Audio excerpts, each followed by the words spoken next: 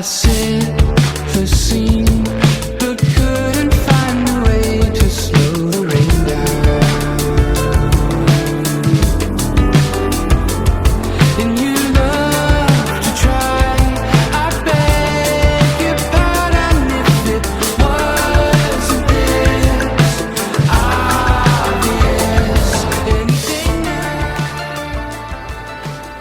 Welcome to the 2 Month Review, the weekly podcast brought to you by Open Letter and 3%, in which we take a giant book, break it down bit by bit, section by section, talk about it, talk about other stuff, laugh about stuff, have a good time, make some 2-bit analyses, so on and so forth. We are in season 19, which is dedicated to The Remembered Part by Rodrigo Fresán, the third book of his Part trilogy. And today we're going to be talking up to page 281, which is it's like just over a third of the book. Just to make this clear to everyone.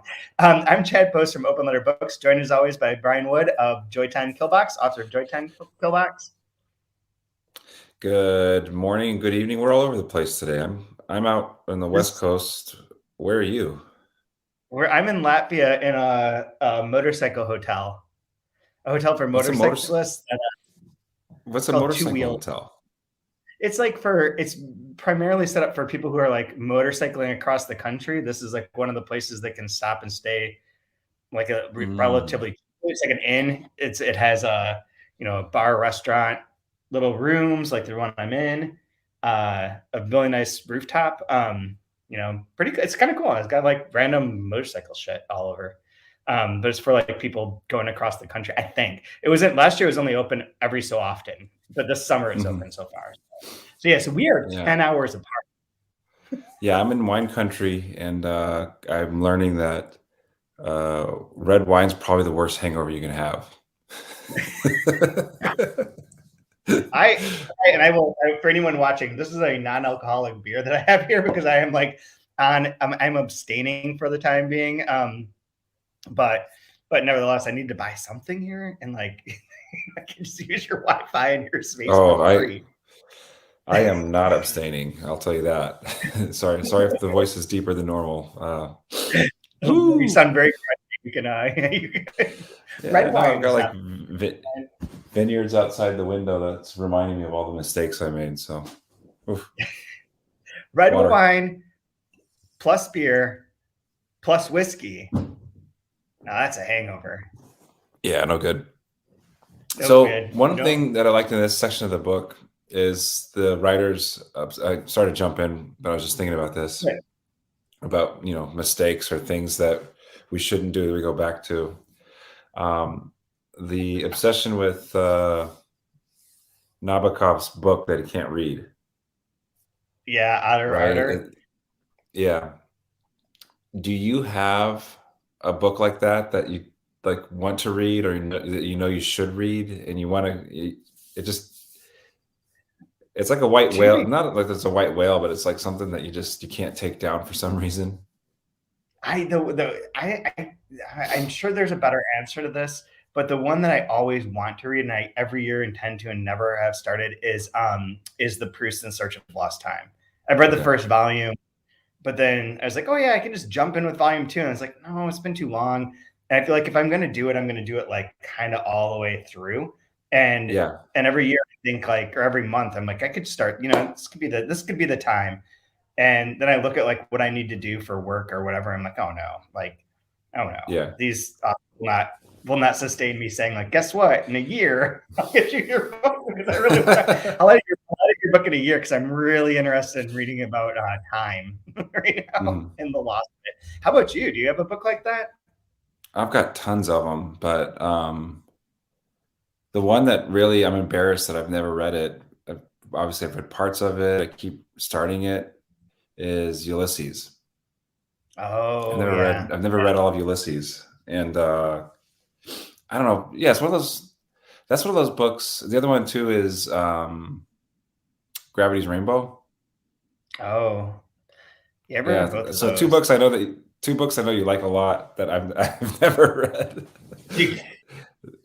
It's so embarrassing, but whatever. Notes on there, or whatever they're called now, Spark Notes. I don't know. Yeah. Clearly, I don't have a problem reading a big, difficult book. Those are just, big, difficult books I haven't read. I guess I don't know. I have yeah. The Yeah, thing I with know what you the Ulysses, I don't know. I feel like it's kind of like wrestling with a giant. Those kind of books, and I got that feeling with Out of Ardor as well when we read it. that was the book that I had started that like 4 times and never read it before we read it here. Okay, but So yeah, there's that idea of like wrestling with a giant, and you know that it's going to be like you're in for something. It's going to be good, Yeah. and it's going to be difficult. But I don't know. Maybe it's like running a marathon where this is fun, and then you're like, boy, I really hope I finish. That's what she said. Yeah, I'll get an aluminum blanket at the end of this all. This will be great. I'm gonna get a free Yeti if I complete this. The thing with like those books too, and I mean not so much with, I don't think Fresán's book fits this, although I bet it does for certain people. But in my mind, and this is the case with Finnegan's Wake, which I read like 2/3 of, which is basically like a mulligan at that point, right? Like you're a chip in or whatever I call it. Like that's close enough. Is that with those books, like you're gonna be confused. There's gonna be a time, like it's not that they're difficult in and of themselves, but the fact that they're gonna be, I think the part of the challenge or the reason that it's challenging or difficult is that you will be confused for a period of time. And I don't think people like being confused. Yeah, like I usually don't like it at all. But which was really weird because when we did the season when we read JR, I didn't mind being confused with that one. And like sometimes, and with Rodrigo's work, I'm confused all the time reading it. Oh, really? Yeah, and I don't mind it. Interesting. What about it? What is the confusion part? I still don't fully know the typewriter versus the regular part and why we're going back and forth on it, but I don't care. Like I just like reading it. I have a theory about that. Okay, I'm going to apologize if someone is listening to this or hears this podcast at one point in time. I will reply to your email, but we did get an email from someone who's having trouble reading the book, like physically reading the book, because the typewriter sections are too light. They're like, can you print it with like heavier font? Because it is. And I was like, what? And then I started looking at it, I was like, yeah, I gotcha. Like especially I was reading it in low light this morning. It's really hard to read in low light, but dude, the older you get, the more you realize there's not enough light in the world. There just is not enough. Period. Full stop. But that's interesting. So I have a theory about the American typewriter versus the other one that relates to this section where he is on the plane. I mean, we'll recap in a little bit. It doesn't really matter. But there's a bit when he's on the plane and he's thinking about Penelope. And Penelope speaks in the American typewriter voice as like a monologue, like straight through. And even like the ex-writer thinks to himself like, oh, this is like one of my characters. She always speaks like she's like practiced these monologues and blah, blah, and they come complete like this. And my thought was that these two are like the bicameral mind, that the way that like the consciousness of the creator is created is by having these two opposing things, these two different viewpoints against one another. And that even though they're kind of the same, it's like the reflective part. So like you are not just one voice, you're the voice and then the response to that voice. And that the American typewriter is sort of a response, and then he responds to that, and that responds to him. And that's how you create consciousness, is through the bicameral mind concept. And that's how I've been reading it, as like a kind of back and forth of his consciousness between statements and then reactions to those statements in that way. Yeah, I wonder too with the choice of the typeface, if you have the writer and the writing in some ways too. Yeah, I mean it's nice. It's a pretty font.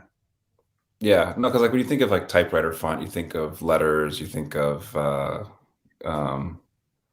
like like in the movie, and they type in this is the intrusion of the story to let you know where we're at, CIA headquarters. It's like watching Riverdale when there's one whole season in which Jughead has to type away, or else all of Riverdale will like implode in some sort of ghastly. I don't even remember what anymore, but the world will fall apart. So he has to TikTok type all the time. But yeah, that's true. That makes sense too. And like that, it is literary in that regard. Mm-hmm. But again, I don't. It doesn't matter. I don't really care because I still just enjoy it on the line level.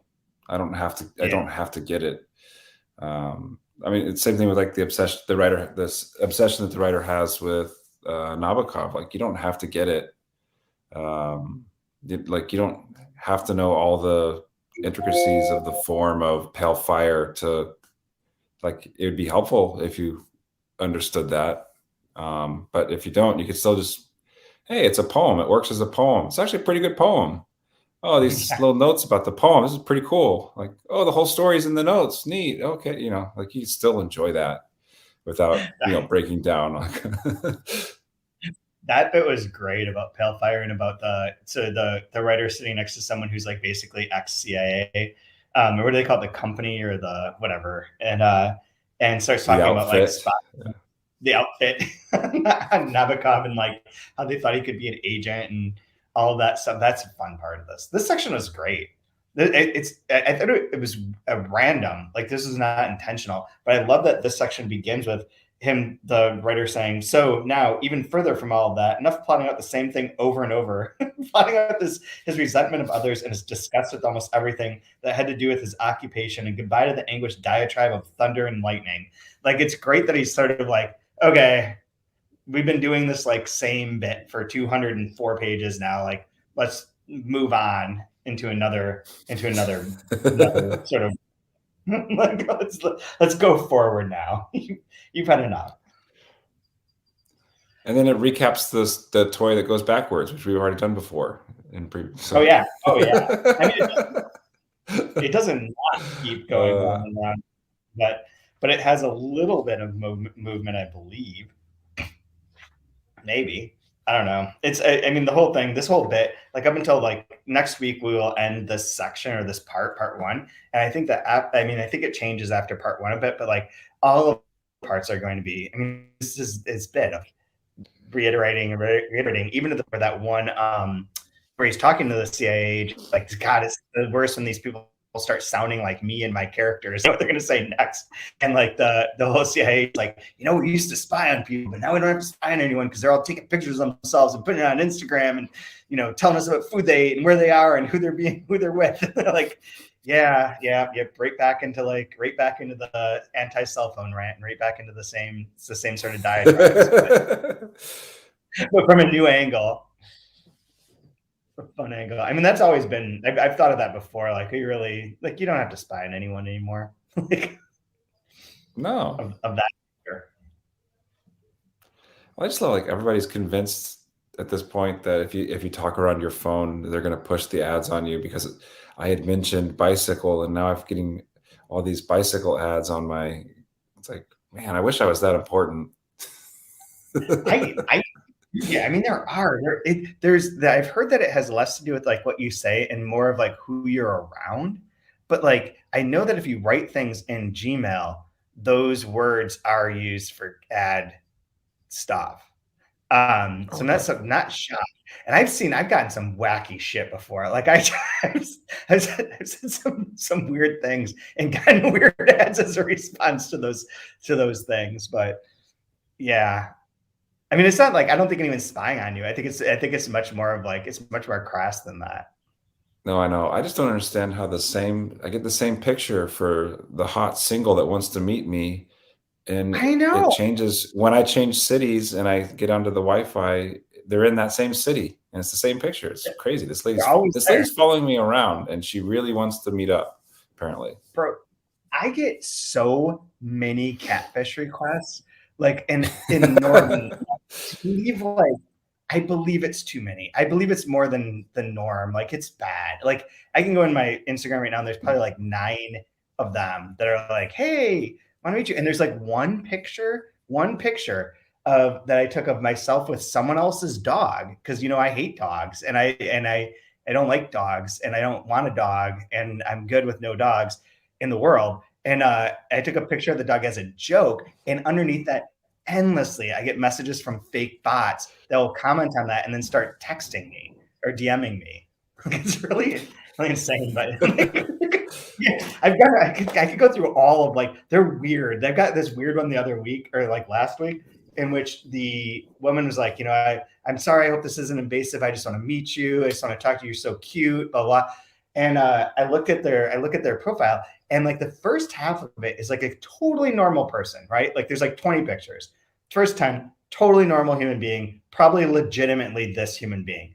The next 10 pictures like not the same woman and totally like tramped out, like in every way that you can imagine. It's basically like softcore porn, but it goes from like normal to like the exact opposite in like 1 second. As they're saying it's all allowed, my phone's right here. I can guarantee there's going to be a new one in like a little bit because they're hearing us.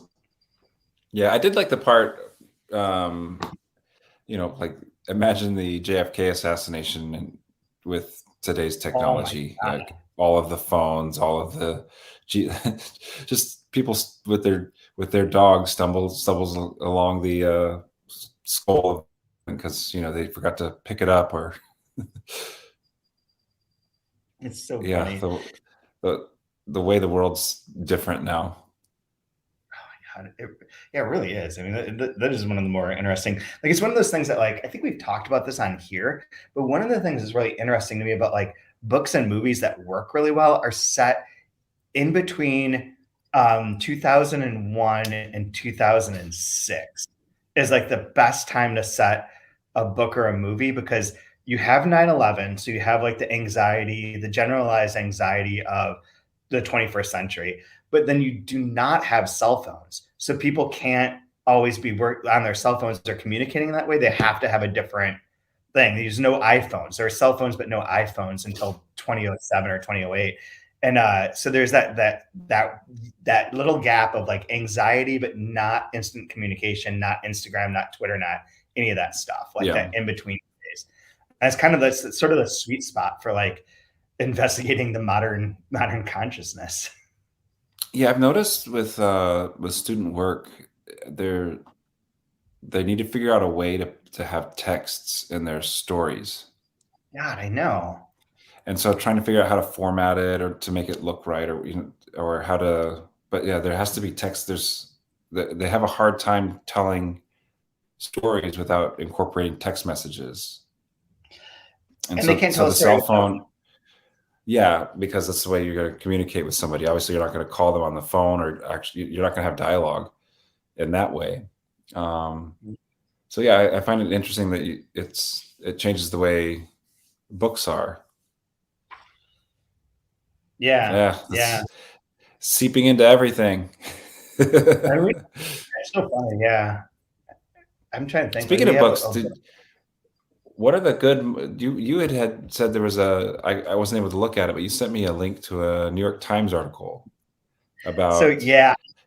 In this section, I was also enamored because this section, I got a kick out of the best under 39 list, or like what about the writers that are over 40, right? Yeah, there was a guy I met once who was pitching PW to do I think they did do it, in fact, like best debut novelist over 40 or best debut novelist over 50, rather than like the best debuts by someone under 30 or whatever. It was like the opposite of, and that's super cool. Yeah, I love that bit. And like you had mentioned the idea of like the kind of personalized canon versus the canon. And like the authors that too. For the writer are like the ones that he always goes back to, the Nabokovs, the Gaddis. We keep referencing William H. Gass, which is interesting, and David Foster Wallace, and does point out that they're all dudes, and that Penelope has the advantage. Dedek's sister, who was super successful, had the advantage of being female and writing, fantasy and whatnot, and everyone loves her books for all these various reasons. But it is interesting that he has those as his canon people. But what I found was, because of Cormac McCarthy's passing, there was someone had posted like this list that came out in 2006. So this is tricky to to even conceive of. But it's a list that came out in the New York Times in 2006 that was what is the best work of American fiction of the last 25 years. So it's 1981 through 2006. Books that came out during that period alone, right? And then it looks like there were judges and they had votes, but they have whatever runners up. And I saw the list and the person had been like, oh, look at, Blood Meridian was almost the winner of the best list. Cormac McCarthy stays strong, so on and so forth. I thought, I wonder what this list is and how much of this list is terrible. So I'm just gonna, and then like, well, 25 years from now would be 1998 through 2023. Like almost all of the books on here would be cut out, would not qualify, which I think is, I'll see if there are that any qualify, but here's what they are. So Beloved by Toni Morrison, fine. Underworld by Don DeLillo, Blood Meridian, Cormac McCarthy. Then I don't know why it has it as one, but it has the Rabbit novels by John Updike, which big fuck no. Just a big, huge fuck no to all of that. Sorry. I think those books suck. I think those books are representative of like a really shitty part of like male crap culture. Like fuck those books and fuck John Updike. And no, just a big no. American Pastoral by Philip Roth. Then it has like other books received votes, which seems to be like they were kind of around, like a real long list, like Confederacy of Dunces, Housekeeping by Marilyn Robinson, Winter's Tale by Mark Halperin, which if it's anything like the movie, like I know that book exists and people love it, but that movie is like wildly garbage. And if the book is anything like that, I can't believe in this either. Don DeLillo's White Noise, The Counter Life by Philip Roth, Libra by Don DeLillo, Where I'm Calling From by Raymond Carver, Things They Carried by Tim O'Brien, which is the first book on this list that has come out within the past 25 years from today. Mating by Norman Rush, which every millennial right now just like that's listening to this just like lost their minds because that's all they read. That one also would be eligible. Jesus the Son from Dennis Johnson, also eligible. Operation Shylock, eligible. Independence Day by Richard Ford. No, God, no. Nothing Richard Ford writes is worth reading. Period. Like fuck Richard Ford too. I've had bad dealings with him, met him, and know about some like Me Too stuff from him. Fuck him. Well, that's his short story. I'd put in his short story Rock Springs, and you can press of it, but no, nothing. You hate the person, but you can't hate the writing on that one. I hate the writing too. More Cormac McCarthy, the Border Trilogy, more Philip Roth, The Human Stain, The Known World by Edward P. Jones, and then The Plot Against America by Philip Roth. Like Philip Roth is like 90% of this list of best books of the last 25 years are just like everything Philip Roth did. Plus I had some Don DeLillo, throw in some Cormac McCarthy, and Beloved.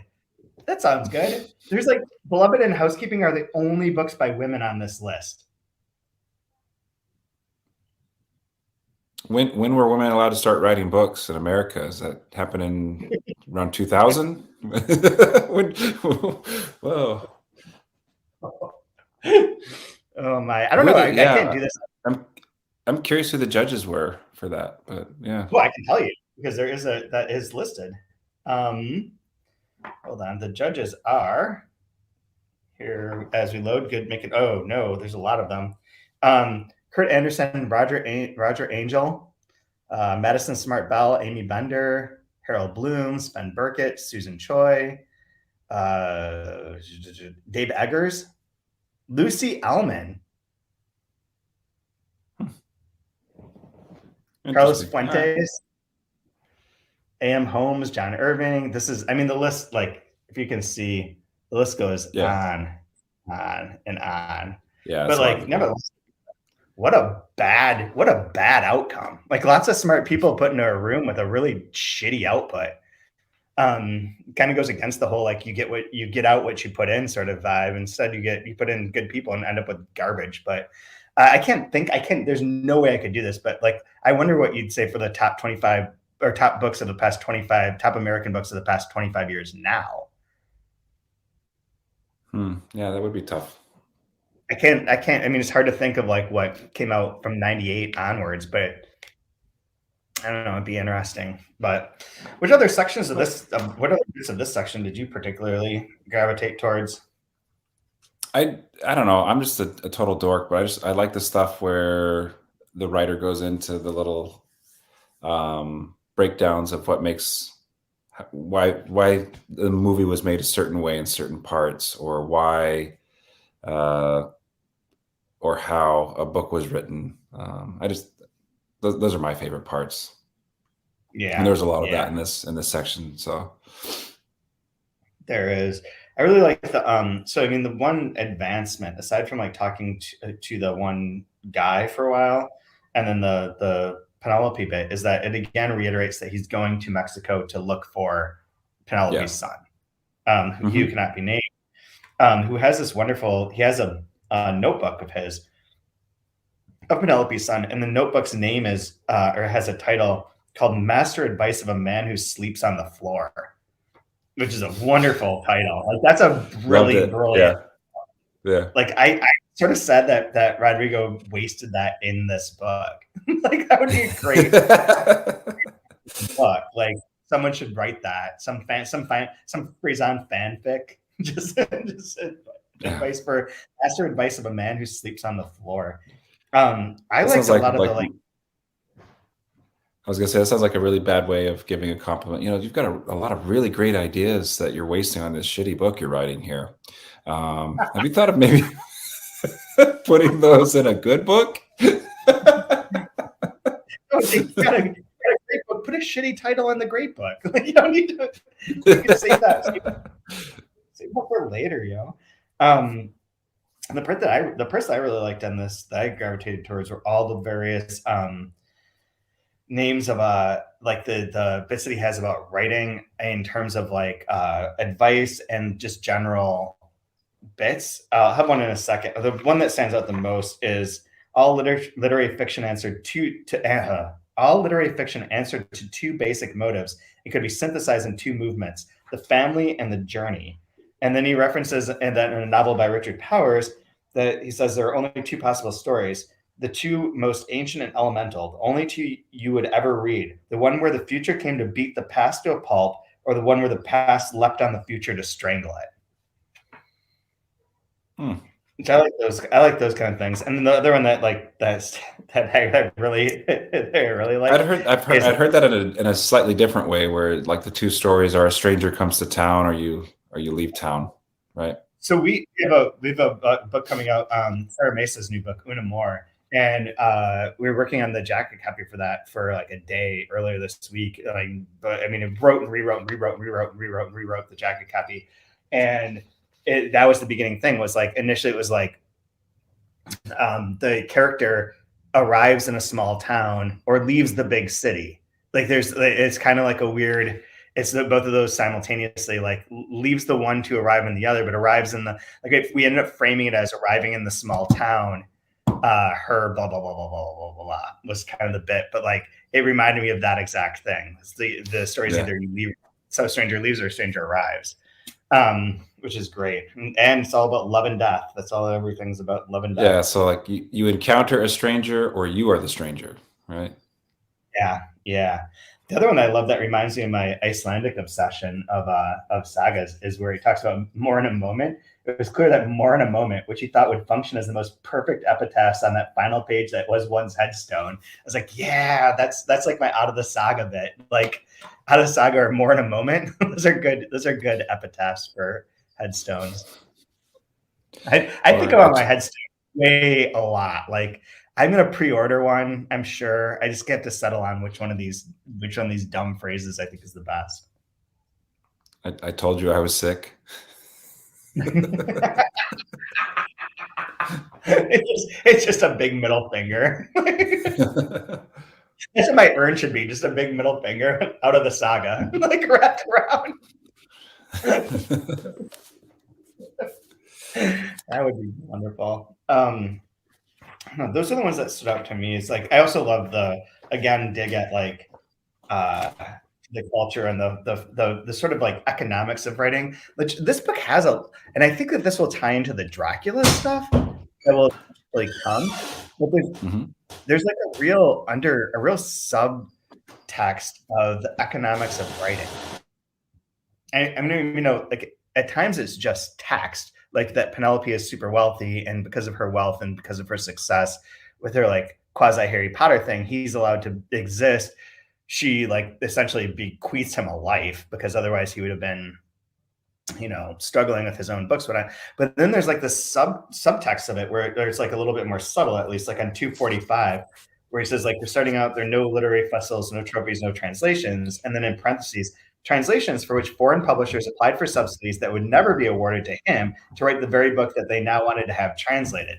Like there's that little, and like there's an earlier one was when they're traveling, or when he's going to the different conferences and events and festivals, that the writers don't get paid, but the organizers get funded. And this was like an old Dubrovka complaint too, of that they expect you to do everything for free, but they're all like, paid for it.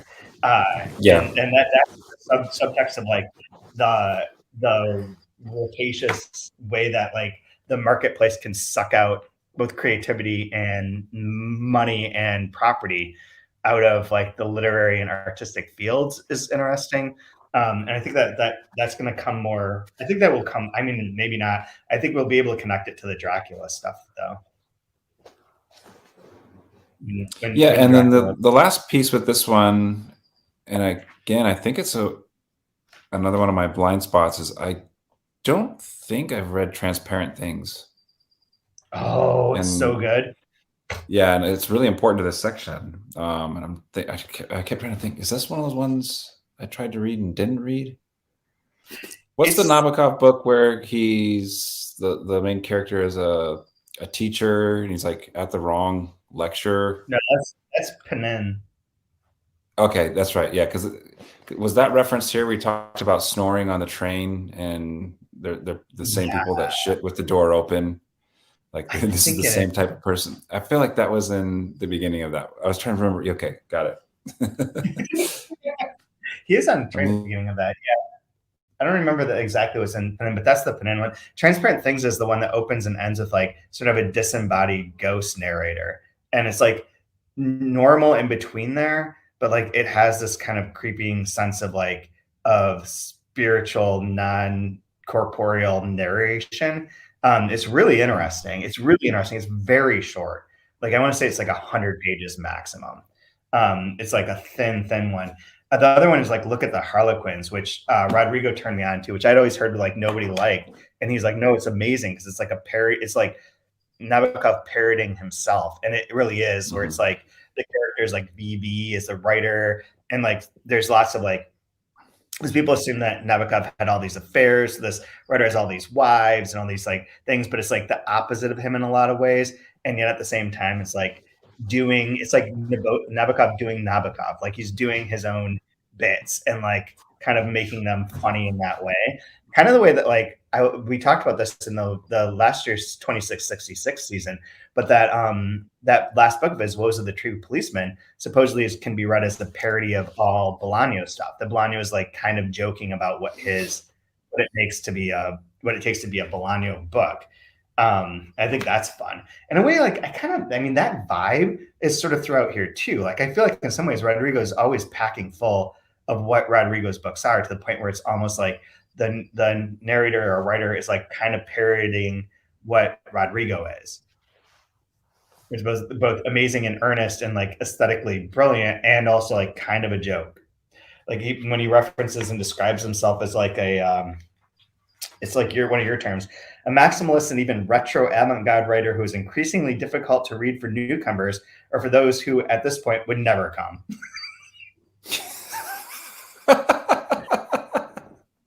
Oh, so good. It's really. Did you have anything?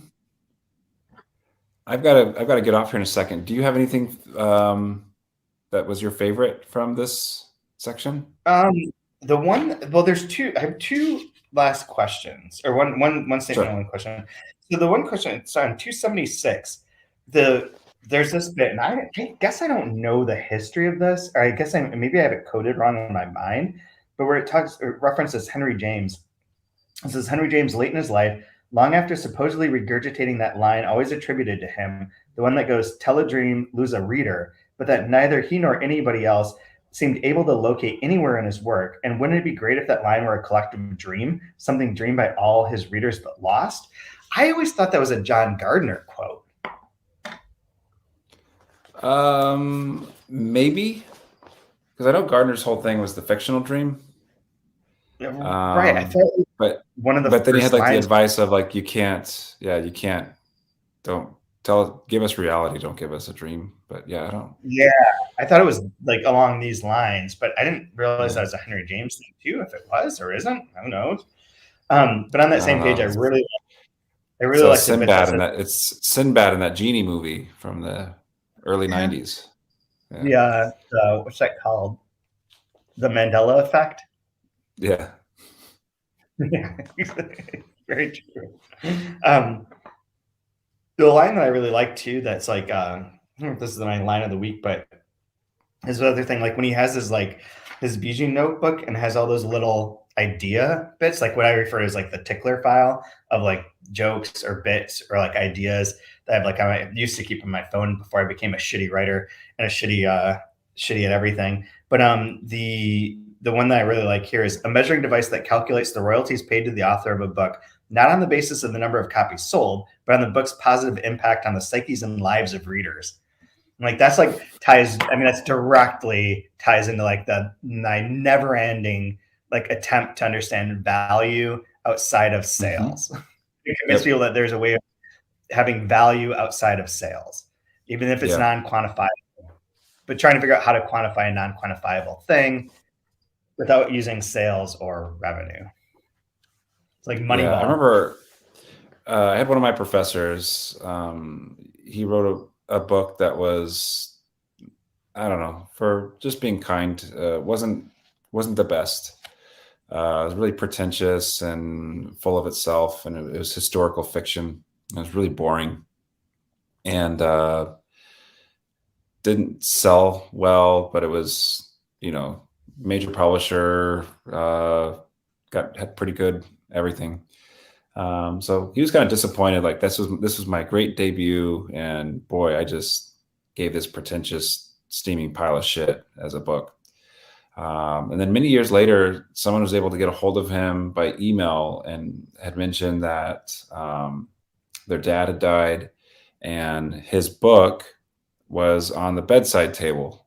And so when they were cleaning out the house, he got the book and read it and stuff, and just wanted to thank him that like I got to kind of connect with him one last time by reading the same book that he's reading. And so thank you for this book. Thank you for writing it. Like, and he was like, wow, okay, that makes it all worthwhile, I guess. Like that's the value, right? That's what a book can do. That's it's not the 84 cents for, or whatever your royalty is. With that, I don't know what the advance was. I don't think he any sales of that book, but yeah. Oh my God. Yeah. That sort of response goes a long way. Like, sales are always going to be disappointing, I think. Like, unless you're like a mega bestseller or even just a bestseller, probably okay. But like, generally speaking, like you're always going to be disappointed. Like, it's never going to be as high as you want it to be as the publisher or the author or anything. Like, you always want more. But like those moments are like well worth it. There was something as you were saying, you reminded me of, oh man. So I've been reading, I'm not going to say too much about this, but I've been reading submissions for an award that are contemporary books from like the past year. And dude, a lot of garbage gets published. Like everything is funny to read these books and like be reading. I mean, they're from big houses, small houses, a lot of big houses though. And be reading them and be like, this is trash. And then read part of the remembered part. And it's basically making fun of exactly what's trashy and not interesting about this, like churn it out quasi autofiction that's just like overrun our contemporary literary sphere. And it's fucking terrible. Like, and that's where I forgot that's what sparked me to send you that thing, is that if you did look at the past 25 years, like if there's anything in the past years, like there's so much bad. There's so many bad books. And then I look these up and they all get these reviews, and the reviews are like, I don't know what they're talking about. There's like one or two that were honest, or like, this is the most disappointing book I've read all year, or like so one person was like, I saw a good review of this, but clearly nobody read past the second page, because after that, this book is a mess. And that's how I feel about a lot of contemporary stuff right now. Like, I'm getting a little bitter again of like, yeah, this is what he's complaining about. Why aren't people ambitious? Why aren't people doing interesting things? Why are people all writing this kind of like trite? There's one book, I don't mind throwing this one under the bus, but there's one book about a person going to work for the third largest internet company to help figure out what makes people happy. And I was like, it's supposed to be a satire. It's supposed to be funny, blah, blah. It was so straight, so flat, and so awful to read. Like I kept being like, there has to be a joke. This has to be like somehow like this has to be funny. And I'd read the reviews and they're like, oh, well, the second half picks up. I was like, this book is fucking 400 pages. I'm not waiting for the second half to pick up of like the most like straightforward, like, and then I went to work and then I got this seat and then I got a coffee and then we had this meeting, and like, what are you doing? What are we promoting here? That's my scorching take on the literary scene of 2023, brought to you by. Well, I think it's probably the publisher's fault. If publishers would stop publishing books with this big I in it, maybe people would stop writing books that have a big I in it. I don't know. I heard a blame it all on Cat Person. Okay, there. Yeah, Cat Person. Cat Person is really what's being referenced in here, right? He's making fun of like the big advance, the story that like takes off and there's a big advance and the book never really lives up to that hype. That's 1000% Cat Person. But there's a I don't know what it is. It's the Spain's public radio. They had an interview that included a conversation with someone from the Cervantes Institute who said that the tough thing for getting Spanish literature out in the world in translation is that there's not enough commercial success. Too many of the books are being translated by small presses, blah, blah, blah. And I was like, you know what? You ingrateful little bastard. Like, you really just managed to like make me want to fucking blow down all of the Spanish books we're doing because you don't even appreciate the fact that we're one of the people doing more of them than anyone. You're like, oh God, we really need Random House, or else, but fuck Random House. Fuck off. Okay, I'm done. I'm not going to go on my tear about how pissy I am about book publishing at the moment, but it's not. I'm not in a good place. All right. Well, here's my favorite. One of my favorite lines from this section. This is the part where the writer's complaining about young writers and complaining about how, because his email is so easy, first name, last name at whatever.com. Yep. So inundated with emails, and of course he answers all of them. But here it is when they're having them have their manuscripts sent in, page 243. But a while back, he discovered a far better and more efficient approach. He told them that what they'd written was a true masterpiece, that it was so good and so transcendent that he'd had to stop reading it because he was afraid it would give him writer's block. I couldn't stop laughing at that section. That section was great. I was like, oh man, I had to rethink of was I one of the young writers that did all this stuff? Well, only half of this stuff, I guess. I guess I'm maybe not that bad. There's a problem where the U of R's email got all hacked because of a phishing thing that somebody clicked on, and I think maybe more than one, in fact, but it like led to like chaos, and everyone has to like VPN in now, and it's like all just a mess. And that only gave me further fuel to my like, don't answer your email, buyer. Like, just don't look, don't answer, don't open. You're good. Yeah. You'll never bring down the system. You'll always be in the good graces of the email gods if you just never open any of them. Yeah, I don't have a favorite line other than the ones I've read, because I thought here it is. This is the one. This is my line of the week. The ambition of the work didn't seem to matter at all. What really mattered completely was the lust of the life. Where he's complaining about people that don't care about their actual books, but about being able to like say they're a writer on Instagram. I remember, I don't know if it's still a hashtag, but I remember the hashtag for a while of hashtag #MWriting. It drove me insane. Where it's just like, come on, Come on. Write the book. Okay, so next week we go up to the end of part 1, which I think is page 354, something like that. Maybe we'll get off the airplane sometime, maybe not. But until then, you can rate and review us on Apple Podcasts or wherever you get your podcasts. Also, watch us on YouTube, subscribe to our channel, subscribe wherever you can subscribe. Tell your friends, tell your colleagues, tell your family to listen, and also rate and review us and buy all his books. All the 3 books are still available through Open Letter's website, openletterbooks.org, for $40 for all 3 books in the trilogy. So get them now while the going's good and the TMRs are flowing.